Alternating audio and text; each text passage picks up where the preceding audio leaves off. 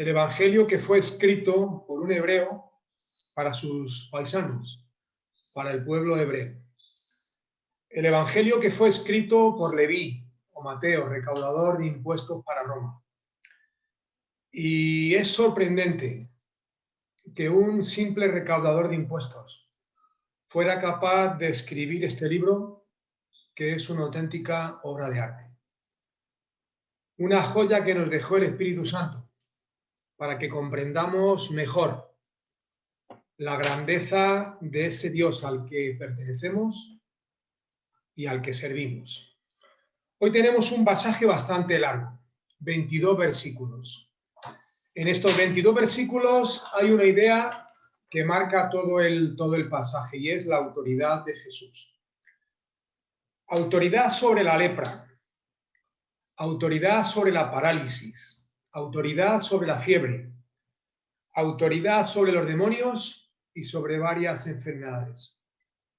Al final de este pasaje, en los versículos 18 al 22, veremos que después de ver a Jesús ejerciendo poder y venciendo a enfermedades y demonios, es cuando entró en contacto con mujeres y hombres que se encontró con resistencia y con incredulidad.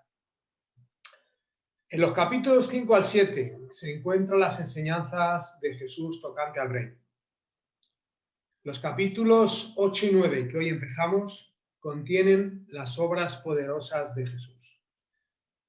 En los capítulos 5 al 7 de Mateo, es decir, en el Sermón del Monte, vemos a Jesús que habla. En los capítulos 8 y 9 veremos a Jesús que actúa. Sus palabras y sus obras forman un gran equilibrio, el gran equilibrio de su ministerio. Primero sus enseñanzas y después sus obras. Pues a pesar de ese perfecto equilibrio, a pesar de esa perfecta coherencia, Jesús chocó frontalmente con la incredulidad de algunos seres humanos. Mejor dicho, de muchos seres humanos. Vamos a leer el texto. Mateo 8, versículos del 21 al 22. Como es un texto muy largo, lo vamos a ir leyendo en partes. Concretamente en 5 partes. Empezamos leyendo los primeros 4 versículos. Mateo 8, del 1 al 4. Cuando descendió Jesús del monte, le seguía mucha gente. Y aquí vino un leproso y se postró ante él diciendo: Señor, si quieres puedes limpiarme. Jesús extendió la mano y le tocó, diciendo: Quiero, sé limpio. Y al instante su lepra desapareció. Entonces Jesús le dijo: Mira, no lo digas a nadie, sino ve, muéstrate al sacerdote y presenta la ofrenda que ordenó Moisés para testimonio a ellos. Jesús sana a un leproso. El versículo 1 dice: cuando descendió Jesús del monte. Esto nos indica que Jesús terminó ese gran discurso que conocemos como el Sermón del Monte. Dice también el versículo 1 que le seguía una gran multitud.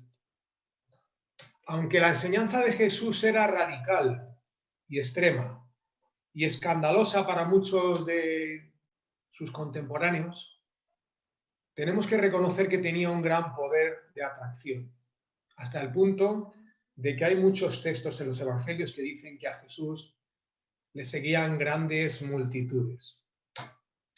En aquel momento aparece en escena un leproso, un pobre leproso, que se postra ante Jesús diciendo: Señor, si quieres, puedes limpiarme. Es difícil leer esto sin que uno sienta escalofríos por la espalda. Señor, si quieres, puedes limpiarme. Aunque el texto no lo dice, el encuentro con el leproso tuvo que producirse al margen, apartados de aquella multitud que seguía a Jesús. Porque a los leprosos no se les permitía acercarse a la gente sana. Los leprosos solamente podían tener relación, podían juntarse con personas que estaban como ellos, con esa tremenda enfermedad. La lepra en las Escrituras es una figura del pecado.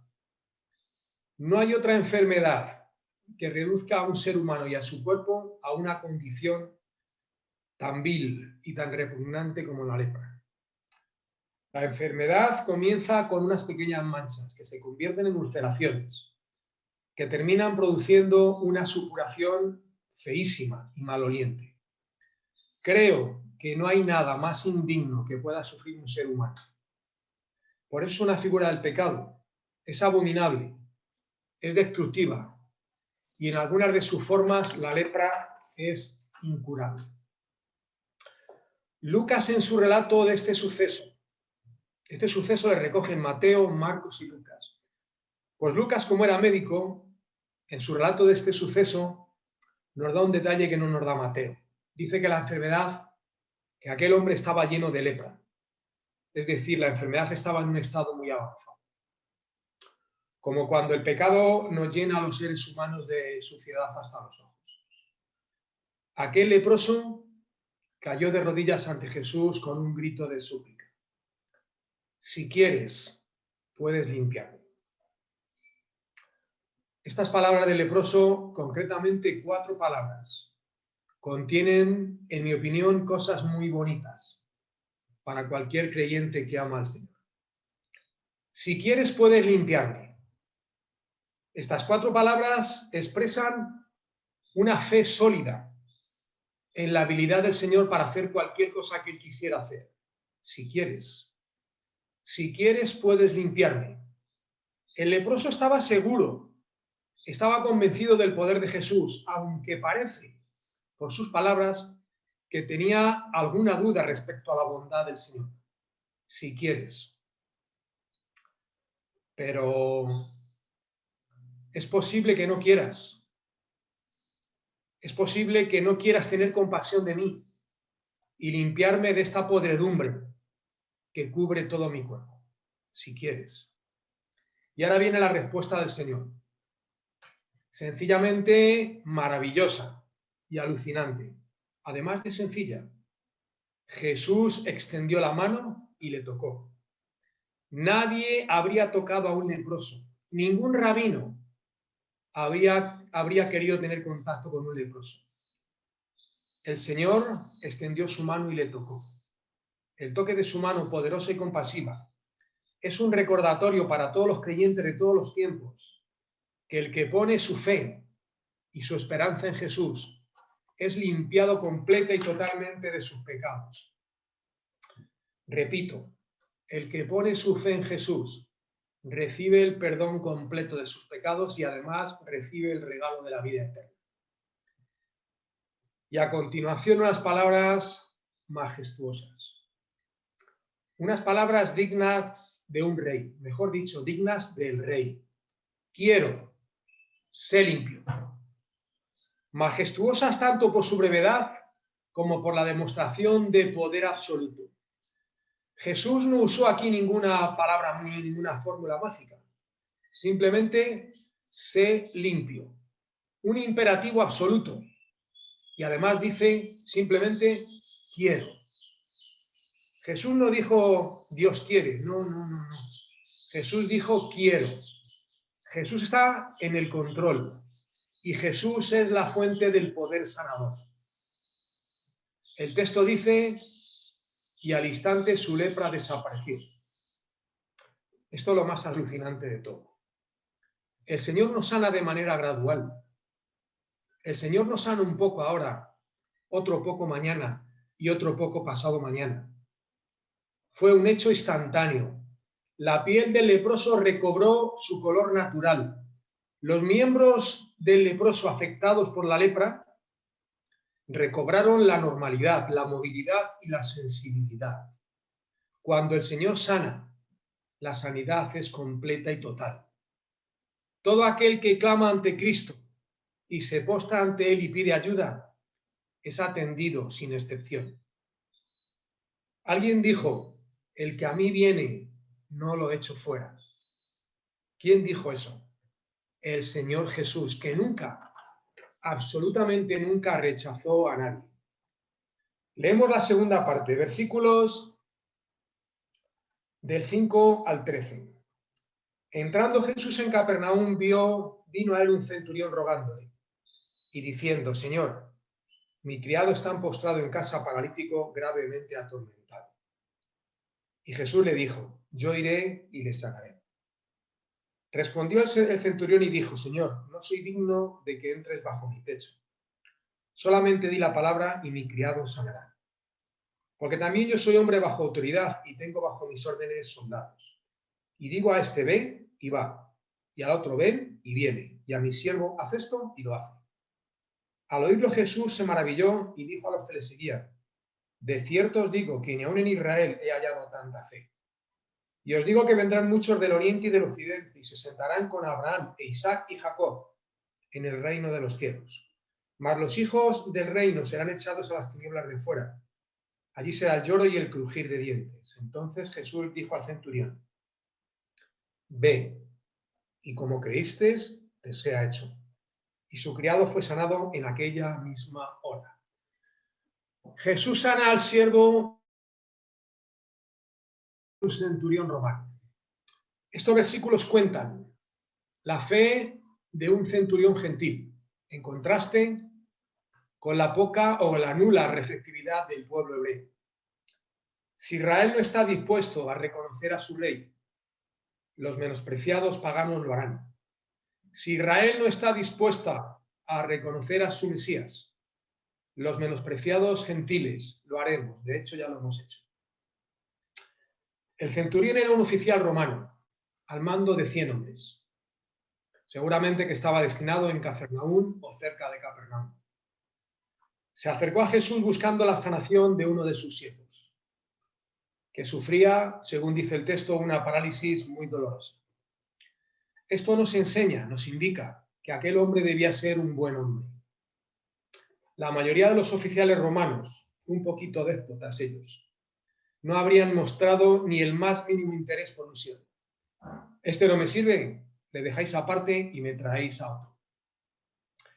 Me parece muy interesante el hecho de que un romano acudiera a Jesús en busca de ayuda.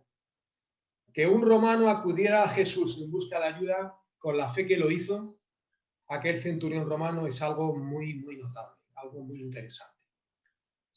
Cuando el Señor Jesús ofreció a visitar al enfermo, el centurión mostró la verdadera profundidad de su fe.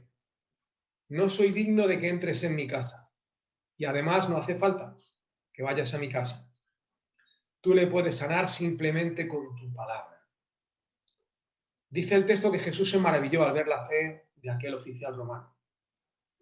Al leer esto, los creyentes del siglo XXI también nos maravillamos, nos asombramos al ver la fe de un romano que seguramente no tuvo la suerte que tuvieron los hebreos de ver las cosas que hizo Jesús. Si leemos los 4 evangelios, Mateo, Marcos, Lucas y Juan, veremos que hubo solo 2 ocasiones en las que los textos dicen que Jesús se asombró o se maravilló de algo.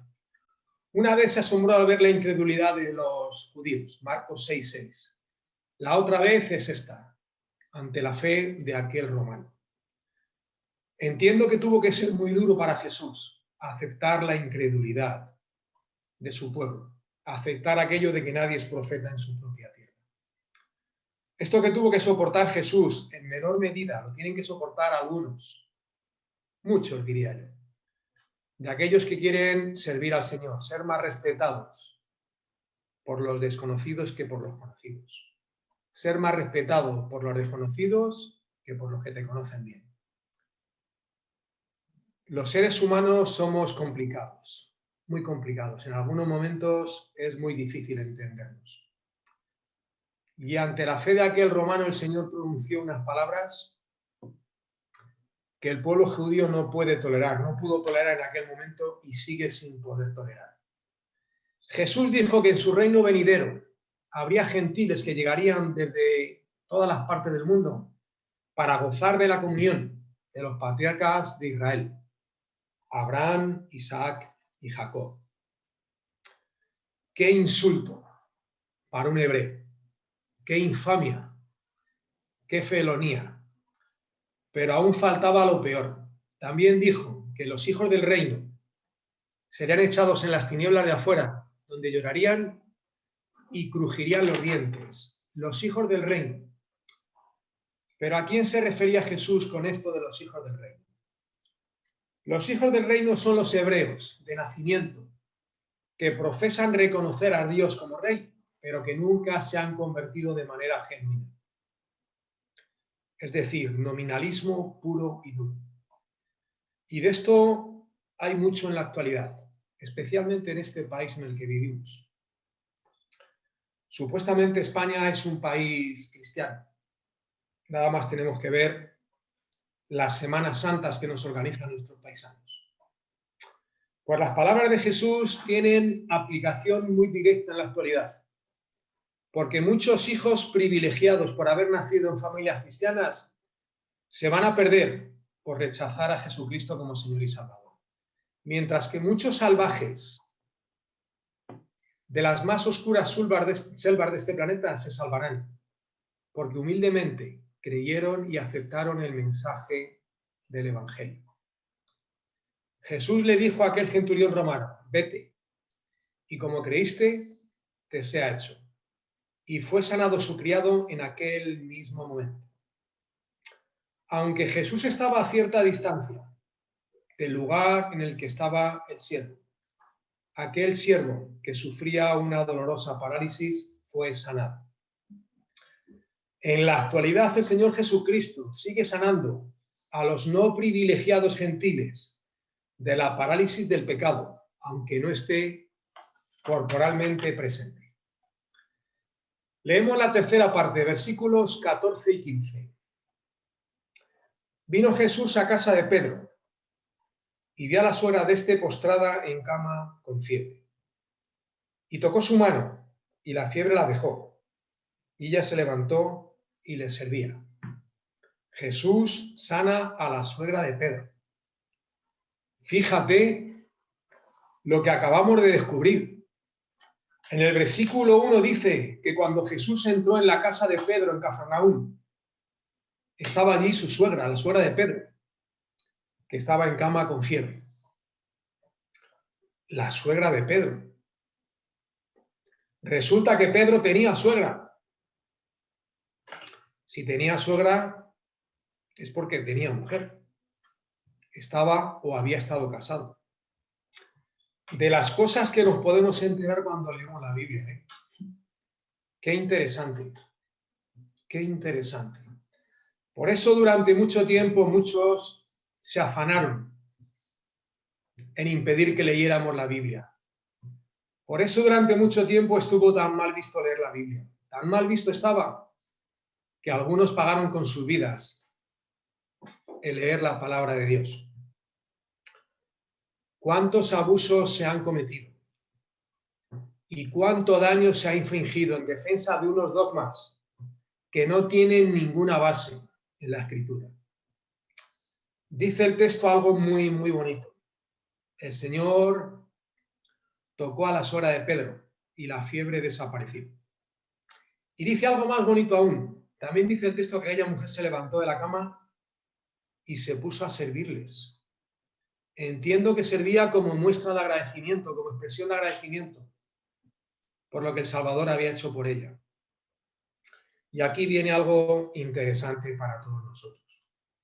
Deberíamos aprender algo de la suegra de Pedro. El Señor la sanó y ella se puso a servir. El Señor nos ha sanado a todos y cada uno de nosotros. Deberíamos servirle con una renovada consagración y alegría. Todos y todos es todos los días de nuestras vidas. Vamos a la cuarta parte, versículos 16 y 17. Y cuando llegó la noche, trajeron a él muchos endemoniados y con la palabra echó fuera a los demonios. Y sanó a todos los enfermos, para que se cumpliese lo dicho por el profeta Isaías cuando dijo: Él mismo tomó nuestras enfermedades y llevó nuestras dolencias. El Señor curó a muchos endemoniados y enfermos. Es importante subrayar que el versículo 16 comienza diciendo: y cuando llegó la noche, es decir, al comienzo del domingo. Era sábado y había que esperar a que empezara el domingo para llevar a aquellos enfermos ante el Señor. La ley de los judíos decía que no se podían dar pasos para curar a nadie a no ser que la vida de esa persona estuviera en peligro de muerte. Además, era ilegal cargar con cualquier carga que pesara más de 2 hilos secos, imaginaros. Por tanto, nadie podía cargar con una persona hasta la casa de Pedro. Por eso dice el texto, y cuando llegó la noche, cuando aparecieron las primeras estrellas en el cielo, cuando llegó la noche, es cuando llevaron a aquellos enfermos ante Jesús. Para nosotros el día empieza cuando después de la luz de la noche, con que pase un segundo ya empieza un día. Para los hebreos empieza el día cuando se pone el sol. Si el sol se pone a las 6 de la tarde, empieza el día. Si el sol se pone a las 8 de la tarde, porque es otra época del año, es cuando empieza el día. Pues cuando llegó la noche, con la llegada de las primeras estrellas al cielo, entonces llevaron ante Jesús a muchos enfermos y endemoniados. Y me gusta muchísimo cómo explica Mateo la curación de aquellos endemoniados. Dice el texto, y con la palabra.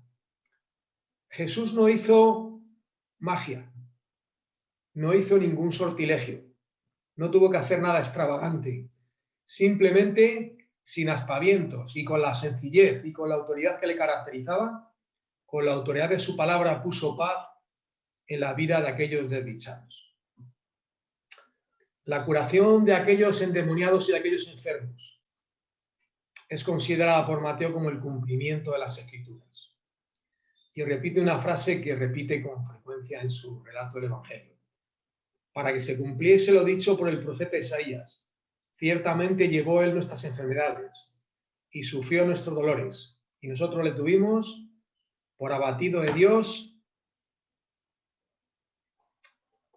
por herido y por abatido de Dios. Isaías 53, 4. Bendito el Señor, que ha tenido misericordia de todos aquellos que han sido llevados ante él para ser sanados. Llegamos a la última parte de este texto, versículos 18 al 22. Viéndose Jesús rodeado de mucha gente, mandó pasar al otro lado del mar de Galilea. Y vino un escriba y le dijo, Maestro, te seguiré a donde quiera que vayas. Jesús le dijo, las zorras tienen guaridas y las aves del cielo nidos, mas el Hijo del Hombre no tiene donde recostar su cabeza. Otro de sus discípulos le dijo, Señor, permíteme que vaya primero y entierre a mi padre. Jesús le dijo, sígueme, deja que los muertos entierren a sus muertos. A esto podríamos llamarlo las exigencias del discipulado. El Señor enseñó que ser uno de sus discípulos tiene un precio. Más adelante, en el capítulo 16 de este mismo Evangelio de Mateo, veremos que Mateo registra las famosas palabras que todos conocemos y repetimos con frecuencia. Si alguno quiere venir en pos de mí, niéguese a sí mismo, tome su cruz cada día y sígame. Algunos seguían al Señor por motivos egoístas. Algunos seguían a Jesús por motivos materiales. Y me hago una pregunta yo. Quizá en la actualidad siga sucediendo lo mismo. Pues voy a decir una maldad y voy a suprimir la palabra quizá. Y afirmo, en la actualidad sucede lo mismo. Y os aseguro que sé bien de lo que estoy hablando.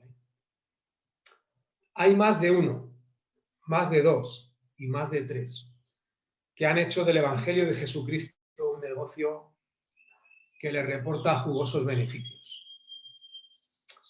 Algunos trabajando muy poco. Y sé bien lo que estoy diciendo, ¿eh? Algunos trabajando muy poco. Ingresan en sus cuentas bancarias cantidades que no ganan los ministros del gobierno actual. Lo cual a mí me resulta un poco obsceno.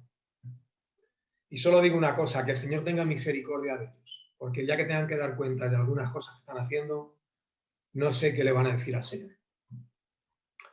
Pues uno de aquellos acomodados de aquel tiempo, un escriba,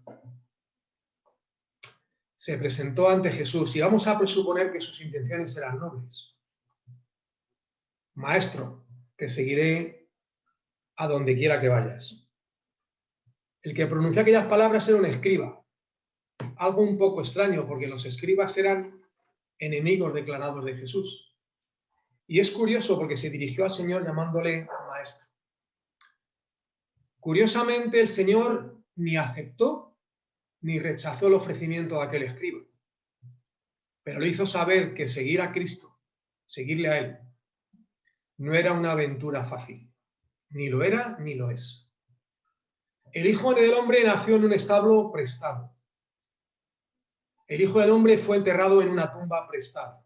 Y algunos van por la vida haciendo ostentación de cualquier cosa. Quizá el Señor leyó en el corazón de aquel hombre algo que sus palabras nos reflejaban. El hecho que no sabemos nada más de él. Quizá se lo pensó mejor. O quizá continuó siguiendo siempre a Cristo. No sabemos nada más de él. En el versículo 21 se describe a un tipo de creyente que siempre está muy ocupado, que siempre tiene cosas muy, muy importantes que hacer. Tiene tantas cosas importantes que hacer que le impiden hacer lo realmente importante, que es servir al Señor. Repito, este versículo describe a un tipo de creyente que siempre tiene algo muy importante que hacer, tan importante que se le olvida hacer lo más importante, que es servir a su Señor. Los versículos 21 y 22 creo que se han interpretado en más de una ocasión mal. Lo que enseñan estos versículos creo yo que es bastante fácil de entender, pero no sé por qué algunas veces se entiende mal. Jesús le dijo a alguien que quería enterrar a su padre, pues que le siguiera. Y alguien seguramente que dirá, hombre, es que tenía que enterrar a su padre. Bueno, hay que respetar todas las opiniones, pero creo que no entendemos bien lo que el Señor dijo en estos textos. Especialmente lo que dicen los versículos 21 y 22. En mi modesta opinión, creo que las palabras del Señor se podrían resumir de la siguiente manera. Los santos debemos poner las cosas importantes primero. Y puesto que el Señor es lo primero, todo lo demás debería ser lo segundo. Entonces dejemos que los muertos espirituales entierren a los muertos espirituales y que los creyentes nos dediquemos a las cosas que tenemos que dedicarnos, que son las cosas que el Señor nos ha mandado y espera de nosotros. Y con esto vamos a terminar este bonito texto. Bien. Mateo capítulo 8, versículos del 1 al 22. Os aconsejo que dediquéis esta semana tiempo a leer este texto, a leerlo por partes, a disfrutar de él, a meditar en lo que dice y a pensar y a meditar en lo que el Señor hizo y cómo sanó a todas aquellas personas. Sanó a un leproso, sanó al siervo de un centurión romano, sanó a la suegra de Pedro, sanó a muchos atormentados por el diablo y sanó a varios enfermos. Y también explicó el precio de ser uno de sus discípulos. Este pasaje a mí, a Ángel Corro, le enseña que yo soy uno de los muchos que el Señor sanó. Y para mí, el precio de ser uno de sus discípulos no es como nada comparado con lo que hay al final del camino. Lo repito, este pasaje a mí me hace recordar que yo soy uno de los muchos que Cristo sanó. Y también me recuerda cuál es el precio de seguir a Cristo, que para mí no es nada cuando pienso en lo que el Señor tiene preparado para mí al final del camino. Amén. Pues que el Señor os bendiga a cada uno de vosotros. Vamos a orar.